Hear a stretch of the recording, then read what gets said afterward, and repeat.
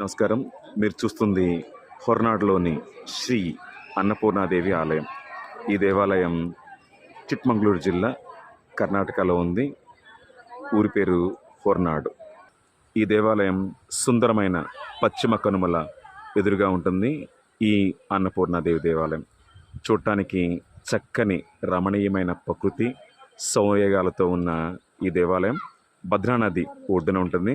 సెలయేటి ప్రవాహాలు మధ్య అమ్మవారి దేవాలయాన్ని చూసి తీరాల్సిందే. ఇక స్థల పురాణానికి వస్తే, ఒకరోజు పార్వతీ పరమేశ్వరులు ముచ్చటించుకున్నప్పుడు ఈ ప్రపంచంలో అంతా మాయే, ఆకలి అన్నము అనేది కూడా మాయే అనటంతో పార్వతీ అమ్మవారు పరమేశ్వరుడిని కూడా వదిలేసి వెళ్ళిపోతారు.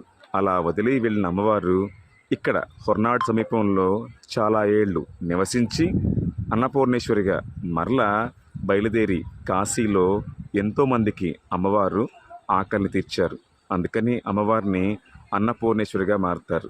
అలాగా అమ్మవారి ఎదుటనే స్వామివారు జోలు పట్టుకుని భవతీ భిక్షాందేహి అంటూ అమ్మవారి ఎదురుగా నుంచుంటే చిరునవ్వు నవ్వుతూ అమ్మవారు స్వామివారికి భోజనాన్ని పెడతారు. అలా కాశీలో ఉన్న అన్నపూర్ణాదేవి నివసించిన ప్రదేశమే మొట్టమొదటిసారిగా ఈ హొర్నాడు. కర్ణాటక చిక్మంగళూరు జిల్లా ఈ పశ్చిమ కనుమల ఎదురుగా ఉంటుంది అమ్మవారి దేవాలయం. అమ్మవారి దేవాలయం ఎదురుగానే భద్రావతి నది, అలాగే రమణీయమైన ప్రకృతి సోయగాల మధ్య ఉంటుంది ఈ అన్నపూర్ణాదేవి దేవాలయం. ఇక్కడ చక్కగా 3 పూట్ల భోజనం పెడతారు.